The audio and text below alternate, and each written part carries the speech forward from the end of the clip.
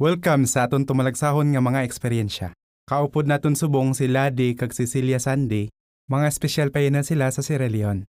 Naggraduar ka mo gali sa ka-144 nga klase sang Gilead. Nalipay kami nga ari kamo. Salamat. Salamat. Sang Marso 23, 1991, ang Civil War sa Liberia nagtabok sa mga dulunan hasta sa Sierra Leone. Kagamoy ni ang ginsugdan sang 11 ka tuig nga Civil War. Ladi, pwede mo bala kami masugiran kung ano ang kaimtangan sang nakalabot ang inaway sa Freetown sa lokasyon sang branch? Grabe gid ang kagamo. Nagapinagusto lang ang mga tao. Bisan diin lang may krimen kag kasingki. Oo. Terrible. Sang gin-interview ka sa The Inside Story, ginsugid mo nga ang branch ginatake anay. Tila di, pwede mo bala masugid sa amon kung ano ang natabo pagkatapos adto nga pag-atake? Kinanglan na gid namon nga magalin sa branch kay hindi na gid safe. Ang mga tawo nagasinggit nga ara ng mga rebelde kag ginapangutdan nila kamot kag tiil ang mga tawo. Mugani nga nagdesisyon kami nga magsaylo sa isa ka missionary home sa piyak nga bahin sang Banwa. Nagdungan kami sa mga tawo nga nagalakat. Hasta nga nakalabot kami sa isa ka checkpoint. Kaginambalan kami sang mga militar nga hindi kami pwede kaagi. Amo nga wala kami sing mahimo kundi magtulog na lang sa dalan. Sulit-sulit ako nga nagpangabay nga paagyon kami. Pero hindi gid sila magpasugot. Kaginpaandaman ko nila nga kung hindi ko maguntat, tiruhon ko nila. Ti Cecilia, ano yang ginabatsyag mo sa sina nga tion?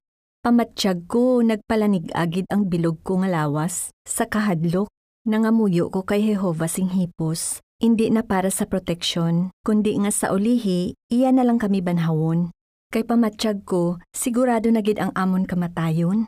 Gani, ginpangabay ko si Jehovah, nga dumdumon niya kami sa pagkabanhaw. Kagintugyan ko na lang sa iya ang tanan. Ti isang aga, ano ang ginimo nyo? Nagdesisyon kami nga magbalik kay medyo okay naman ang sitwasyon. Kag para mabantayan man namon ang branch. Oo, kag ang pagbalik sa branch budlay gid. Budlay gid to nga desisyon para sa amon. Kay para sa amon, hindi man gihapon kami safe didto. Amo man kung didto kami magtiner sa missionary home.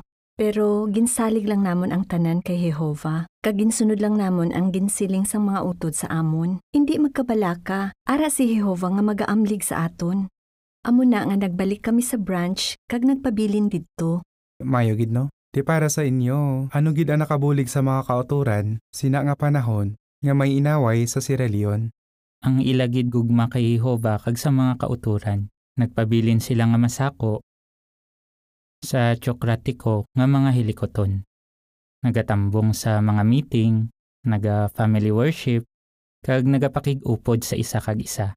Amo na ang nakabulig sa ila nga makabatas. Gani importante gid ang pagtambong sa mga meeting, no? Ano yung masiling mo, Cecilia? Oo, Brad. Importante gid ini kaayo. Antes pa ang problema, dapat regular gid kita sa mga meeting. Kay kung permi kita absent sa meeting, mabudlayan gid kita kung mag-abot na ang mga problema. Gani man. Pero, paano bi kung may natalupangdan ka mo nga isa kautod nga wala nakaatin sa meeting? Di kung may utod o kung pamilya nga wala nakatambong, kinanglan namon sila pangitaon. Kaysa tion sang inaway, hindi magamit ang mga cellphone. Hindi man magamit ang mga telepono. Amo nga kinanglan gid namon magrisgo. Kag nagapuli lang kami kung mabalaan namon nga okay na sila. Kung ang isa gali nga regular nga nag-attend wala nakatambong, irisgo gid sa mga utod ang ila kabuhi para pangitaon sila, no? Para siguraduhon nga okay sila. Oo. Kanami gid sina nga panomdom. Salamat. Tila di, may ara ka pa gusto nga idugang o kung isugid sa amon? Oo. Sa tion sang mga kabudlayan, kinanglan ta mga muyo kay Jehovah para sa kaisog. Kag sigurado nga buligan gid kita niya para maatubang ang mga kabudlayan sa kabuhi. Kag dako man nga bulig ang mga pangamuyo sang mga kauturan. Kay ginapamatian gid ni Jehovah ina nga mga pangamuyo. Amo na ang mga natun-an ko sa panahon sang inaway sa Sierra Leone. Wala ko kabalo kung di nagahalin ang akon kaisog. Pero sang ulihi narealisar ko nga halin gali ini kay Jehovah kag bangod sa pangamuyo sang mga kauturan. Makapalig-on gid. Salamat gid sa inyo nga duha. Kag salamat man sa inyo mga utod nga kaupod namon subong.